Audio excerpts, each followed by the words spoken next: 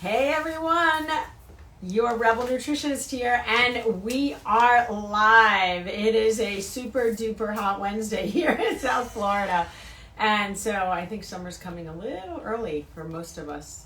Anyway, really excited to have you guys here. Fire away with the questions.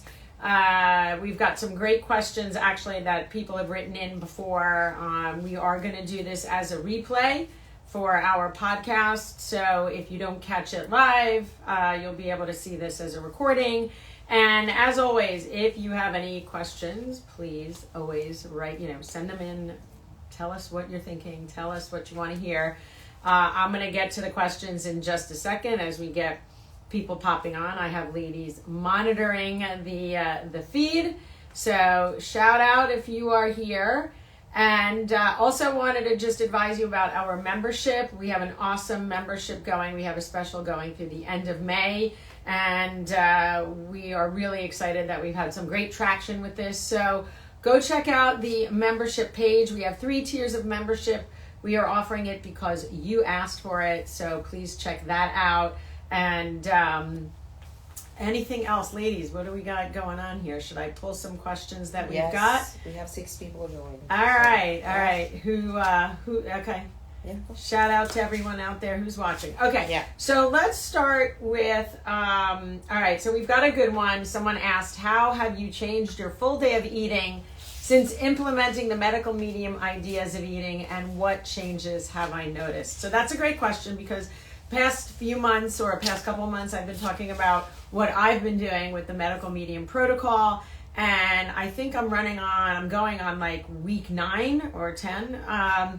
And so I am doing my lemon water, my celery juice every day. I do my heavy metal detox smoothie. I will tell you all, I am officially off coffee. I know, drop the mic because I am like coffee queen. And so I have stopped coffee. I am doing a mushroom alternative. And I have to say, it was funny, I was thinking this morning as I was working out, I'm like, I might actually do that whole drink later on because I'm finding my morning routine is getting a little shortened. But how do I feel? I feel amazing. I've had some definite noticeable changes. I've mentioned it on the podcast that I've done. I have a thyroid nodule, though you can't see it here.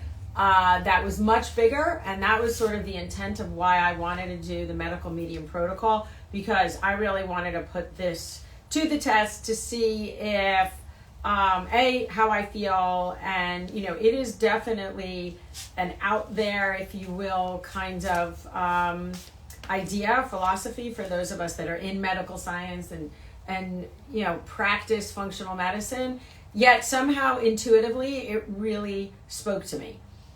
Whatever Anthony William was saying in his books and in his messaging made sense on an intuitive level, and that was really why I started it. And so I will tell you, I have noticed that my thyroid nodule is definitely smaller. I've also had a couple of lipomas, which are these little fat blobs that have resolved, and I used to get this like arthritis in my pinky. That has gone away. So in just a short 10 weeks, I have noticed substantial changes. And one of the things that I have definitely done was decrease the amount of animal protein that I'm eating, or animal products. So I'm not doing eggs, I'm not doing dairy. I have reduced my consumption of meat and chicken and fish even. And so I will tell you, from a protein perspective, and we're going to get into the protein question because someone did bring that in, but From that perspective, I am just as strong. I am feeling just as, if not more energetic. So I have to say for myself, this has really turned out to be, I thought it was going to be a short-term experiment, but it has really gained traction and I'm loving it. So if those of you you're out there and you have questions specifically on that, please let me know. I'm happy to share that with you and kind of lead you into this in a slow and deliberate way. And actually, it's funny, my brother is doing this. We were talking about this yesterday, and he is like all in. Like, I thought I was good. He's like, doing it hook, line, and sinker, and he's feeling amazing too. So, we will be sharing more about that. Actually, Dr. Sherry Green and I will be doing a podcast on protein and all about that coming up shortly. So stay tuned for that because that is going to be a pretty fascinating one. So what else do we have? Hormone, HRT therapy, right? Hormone replacement therapy. It is all over the place now. It is all over Instagram. It is all over the news. There was a big study out debunking that whole women's study that said it was dangerous. If you haven't seen that, that is the big news. And so now everybody is saying, okay, well, it's safe. What does that mean? Does it mean it's safe for everyone? And when should we start HRT? And what if we have been told we're estrogen dominant, but you're perimenopausal? So again, this is like, and I always, it's hard to answer these questions when you work one-on-one with someone and you're really working on their individuality. It is hard to answer a one-size-fits-all kind of approach for people. And I think that's the downfall of what social media does. Like, it puts this HRT, everybody into this HRT bucket, right? This hormone replacement bucket, and says, okay, this is good for everyone. Everyone should do this. And yet what we know inside is internally there's nuances to everyone's system.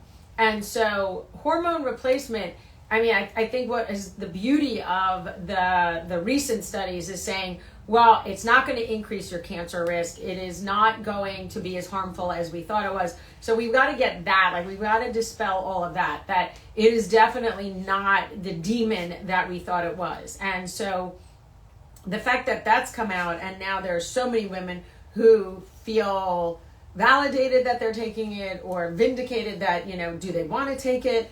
I think we still have a long way to go. I think there's a lot of doctors that are still not up on the current trends, that are not staying as relevant as they should. So you may end up at your doctor's office and be like, I want HRT. And they're still going to be like, no, no, no. You can hand them that study and say, yes, yes, yes. But it is highly individualized. And so for a lot of people, HRT can be a great segue from the hot flashes and the night sweats and all of that kind of thing. But really, if we look at hormone, and it's so interesting, after I've been doing the medical medium protocol, I'm really diving through all of the books. And I will tell you, I have all of the books. I have all of them open. Part of that, the idea and the understanding of why we have these symptoms of menopause goes back to what's going on inside the body. So oftentimes, there's such a varying degree of symptoms because there's a varying degree of where the imbalances are in the body. So, for example, the liver is a big one. And the more stagnant or toxic or stuck your liver is, the more you are going to experience those hot flashes and those night sweats and those symptoms of menopause and weight gain. We often think weight gain at menopause is a result of menopause, and that's not always the case. And so if we look a little bit deeper at what is clogging up our system, we have to pay attention to that. But I think, look, HRT is a safe and effective modality for people if they want to try and get through menopause. I think it is highly individual. And again, I mean, yes, we always say ask your doctor, but if your doctor is not aware of how to treat it or the nuances of it, then you need to find someone who can. And, that can be tough. And I know there's some sites, I mean, obviously we deal with that, and happy to, there's some great doctors out there who I work with who do prescribe some HRT, and they do it in a balanced way. So I think that is, that's important. And estrogen dominance. And so what does estrogen dominance mean? Estrogen dominance means you are holding on to or produce more estrogen that can have side effects, that can be dangerous. But estrogen dominance is really about, why is the estrogen not being detoxified out of your system? So again, we go back to, well, it could be a liver issue. It could be a gut elimination issue. We have to have good gut health to eliminate and, to go to the bathroom and poop the way we should, to get rid of all of these hormones as well, and to get rid of the toxins. So if we're not looking at that, then that could be one of the factors that really compromises your, or exacerbates your symptoms of menopause. So I think I answered that one pretty thoroughly. Yeah. Let's talk about Ozempic, because we've gotten some great questions from that as a result of the podcast that we did. So if you haven't listened to the Ozempic podcast, please go listen. Make sure you listen, like, and share that stuff, please, and subscribe, because we want to hear back from you. We want you guys in the loop of when these awesome podcasts come out, so make sure you do that. But I have a question on, is there any natural forms of Ozempic that may be safer? So there is no natural form of what we call the GLP-1 agonists. We all make GLP-1 in our body, and so what we're finding is that people who are actually obese make less GLP-1, and then there's other nuances to that. But the whole idea that berberine, everybody's talking about berberine for Ozempic. Berberine is not an Ozempic alternative. It can help with blood sugar support, but it is not going to, you're not going to take berberine and then see amazing weight loss.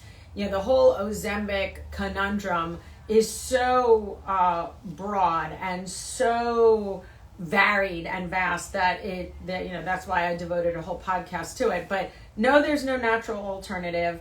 And there was another question here. I kind of wanted to lump it together. I'll have to go back and see if there was, but I don't know. I can't find it now. But if like I had mentioned just briefly, and there's all kinds. I think there was an article today in one of the papers about Ozempic, and one of the publisher was blasting it. Again, I think it can be effective short term for people who need it. People who are going on it and losing weight, and their cardiometabolic, right, their cardiovascular profiles are getting back into normal range, and their diabetic numbers and their diabetes is coming under control. Like, there's a utility for that, 100%. But if we're getting to root cause again, we're not addressing root cause here. The root cause of why you cannot lose weight is not because you're Ozempic deficient, okay? The root cause of why you can't lose weight is very deep and very nuanced. And so I think that for people who need it, it's important, but you have got to get on a nutrition and diet and lifestyle plan, because I will tell you, the studies are showing more than 2/3. It's more than 2/3. So that's just about everybody, almost, of the people who go off of it are gaining the weight back. And so, so they go off, they start gaining the weight because their appetites come back voraciously. I mean, we're seeing this with clients who have come in. Their appetites, are crazy increased.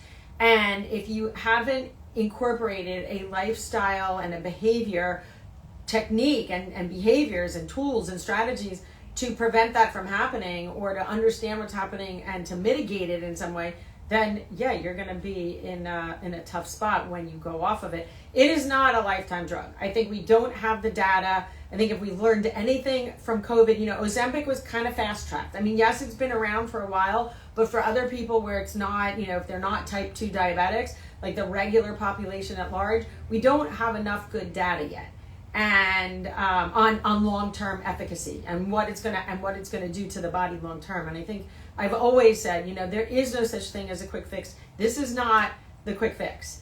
And there will be repercussions of when people come off it, and there will be rebound effects. And so I always say the best thing to do is start implementing a really specific, what does your meal planning look like? And are you avoiding the packaged and processed foods? It's about creating a healthy food foundation from the get-go. It's about creating healthy lifestyle habits from the get-go. And the reason we end up with, most of this population in this country as overweight and obese is not because, again, it's not because of Ozempic deficiency, right? It's because we have succumbed to the culture of just convenience and fast food, and I want the food fast, and and so we're completely malnourished, literally malnourished, and because of it. So that was the long and short answer to the Ozempic question. Here's a good one. Why do I wake up exhausted even after 7 to 8 hours of sleep every night? I think that's a great question. And here's the answer. Is it good restful sleep? But I think B, when we're looking at why am I waking up feeling tired, that's the bigger picture, and why is my energy not so great through the day? I think it really goes back to stress levels. What are we looking at? What is our life like during the day in terms of stress? And so if we are in fight or flight all the time and our adrenal glands are just on call 24 hours a day, or let's say for the most of the day, and then we try and go to sleep, our adrenal glands are still trying to catch up. And if we do that day in, day out, and day in, day out, we really deplete our adrenals, which are the little glands that sit on top of our kidneys and are responsible for that stress response. And if we don't give them a chance to recover and repair, then they're just going to be on. And when you go to sleep, they're still kind of on, and they're trying to recover. But if you're not managing your stress, if you are not off of your device at night and not getting that, stimulation, what is your sleep habits like? What is your food like during the day? How much caffeine are you taking in? Are you drinking coffee? Are you doing those energy drinks? Are you eating a lot of sugar? Are you that person, if you're really feeling that tired, are you that person who needs that 3:00 pick me up? And are you craving sugar? Like, all of those are signs. Are you hypoglycemic? Hypoglycemia is a sign of adrenal fatigue. Hypoglycemia is a sign of a depleted liver. So all of these signs and symptoms, we really need to, I always say the body whispers until it roars, and hypoglycemia and exhaustion and all of those things are whispers. So we need to really pay attention to them. So multifaceted reason of why, if you are sleeping, you may not be feeling well rested. And let's talk a little bit about here. Can you talk about intermittent fasting, why it is good for some people and not for others, specifically for women over the age of 40? Well, I want to talk about women under 40 and over 40. So intermittent fasting, most of the studies that were done were on men. And so now we're finally kind of catching up, because why do they do most studies on men? Because men have, they don't menstruate. Their hormones, they don't have as many hormones as women, right? Mainly the testosterone, and there's some others in there, but women have all these hormones that they can't really account for when they're doing studies. So oftentimes that's why women are left out of the studies, and women were just underrepresented in a lot of the studies. Hopefully that's changing. But so intermittent fasting, now that they're doing studies on women, goes back to that stress response. Remember, really, as women, we are about reproducing. It is all about reproduction. Our body wants to keep ourselves healthy and balanced so that we can reproduce. And so when we are fasting, we are putting a stressor on our body that it is not used to, and it thinks it's stressed and that it's depleted, and it goes almost into a fight or flight. And that ongoing stress response there's a hormone that we have discovered, or a substance that's called kisspeptin, and when kisspeptin is triggered or it's not produced, it creates a shutdown of the hormones. And so, and it affects the adrenal glands. I mean, again, it's a little bit more of a nuanced scientific, I don't need to go into the science, but it affects kisspeptin. Kisspeptin affects our hormones, and that is a problem. And so intermittent fasting can be a problem for women who are of childbearing years or even premenopausal, because it stresses the adrenal glands and it affects fertility. So that is the bottom line there. So we need to be very, very careful about that. Anything that stresses the body overly will impact fertility for sure. And I think we're seeing that. We're seeing rates of fertility in women and men are taking a nosedive, and it's because of our diets and our lifestyle and all of that. And then for women over who are postmenopausal, it is sort of the same thing in terms of it triggers the kisspeptin, it triggers the body's stress response, and when the body is stressed, it will produce cortisol, and that impacts blood sugar. It'll impact weight gain, right? Too much cortisol causes that sort of fat around the middle, so we need to be careful about that.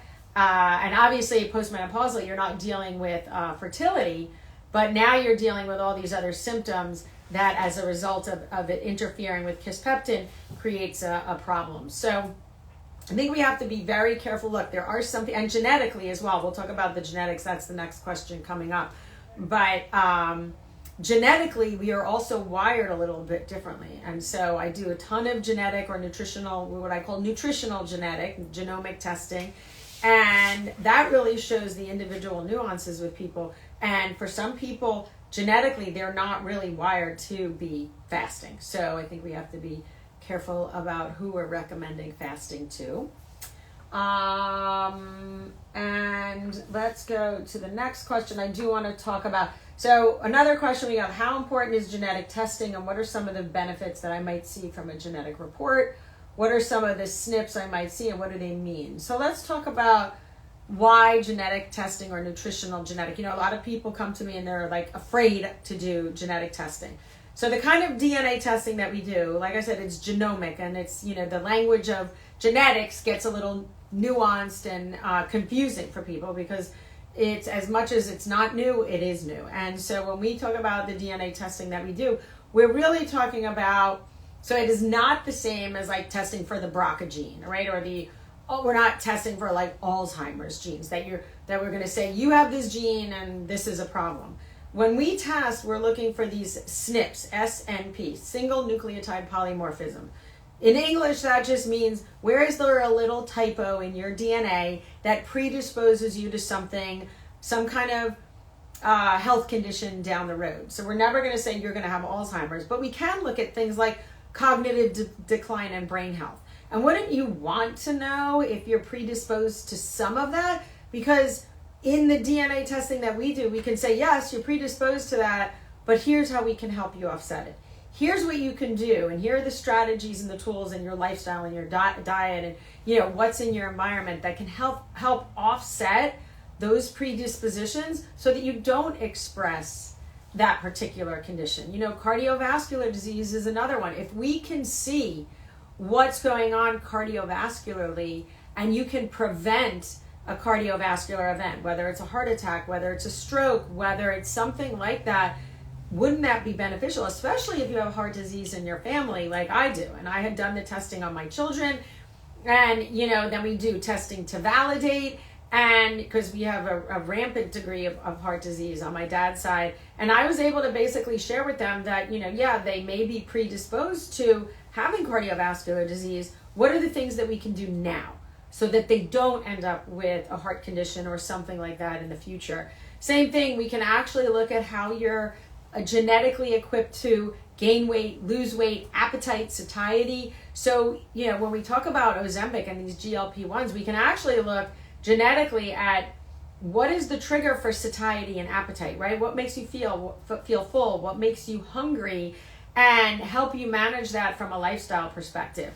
We can look at mood and behavior. I mean, that's a big one. People who have anxiety and depression and mood disorders, we can actually look at on DNA and say, where are there missteps in maybe how your body makes dopamine or how your body makes serotonin or any of those neurotransmitters that are responsible for mood? It may not just be that you say, oh, well, you know, I have a family history of that, or addiction even, right? We can look at that and help you manage that and help you feel better in your own skin when it comes to things like anxiety. Maybe it is an actual chemical thing as a result of a genetic misstep in your body. So I think those things are really important to look at when we're looking at DNA and really dispelling the fear, which I think is so important, that we're not going to say you have something bad. We're not going to say, oh, you have cancer or you're going to get cancer. It's not like that. But if we can look at inflammation and we can look at detoxification, we can look at these things in your body, then we can really help support you, I think, in the best way possible.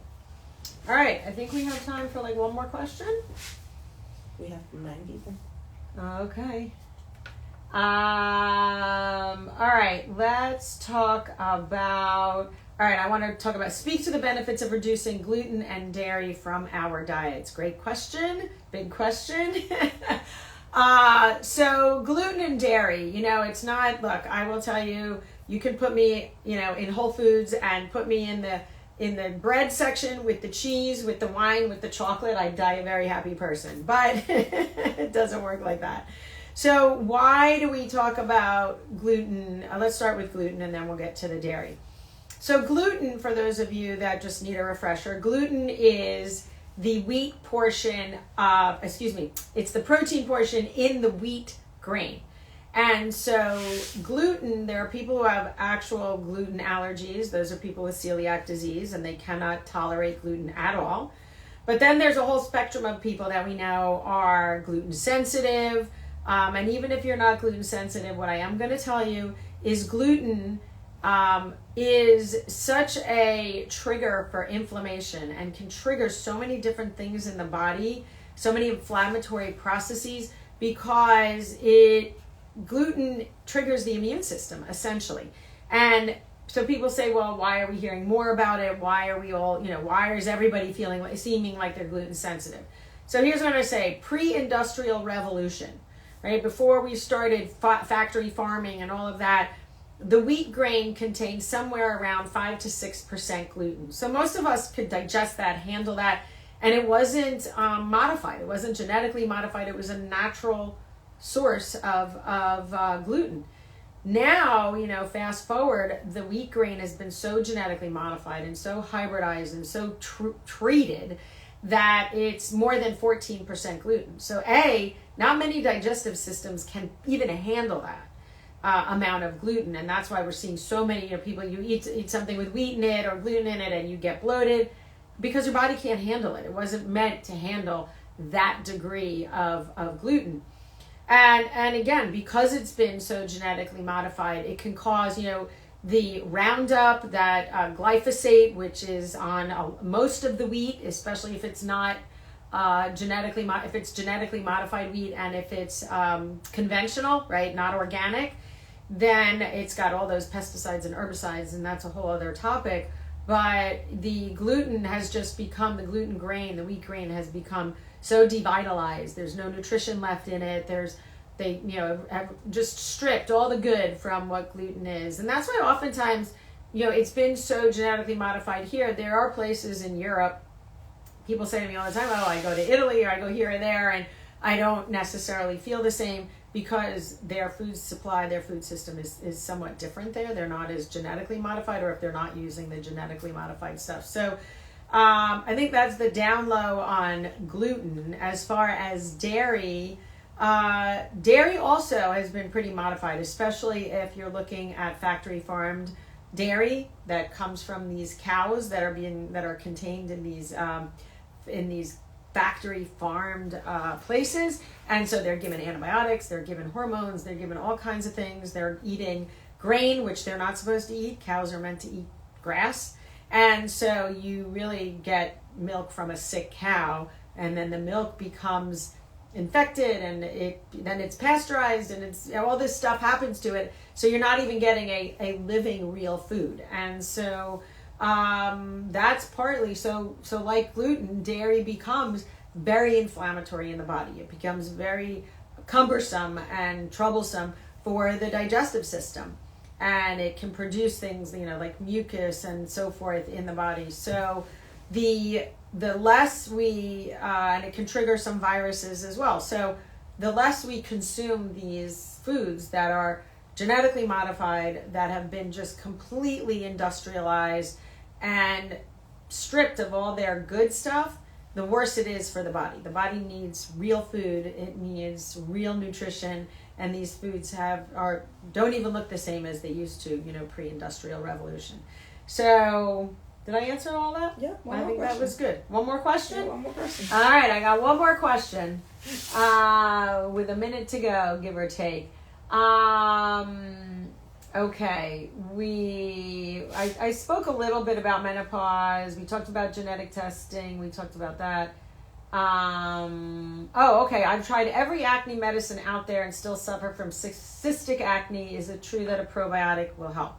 So here's what I'm going to tell you. Probiotics have been touted as like the miracle, right? That they're the cure for everything. Probiotics are really, they're strains of bacteria that we are supposed to have in our body that maybe we are a little depleted in because of how we eat and whatever. But probiotics are good bacteria that help our gut stay healthy. Probiotics will not cure acne. They will not cure disease. Now, if we're highly deficient in it and we have no good bacteria in our body and it's just been depleted because of the way we eat and because of our lifestyle, adding in a probiotic may seem to help. right? I have a lot of people say, well, I had gastritis and that helped, and this one said, okay, well, I've done this and added in a probiotic and it helps. Sure, because anything you do to support your gut microbiome will start to revitalize that area, okay? Will start to bring back that good environment.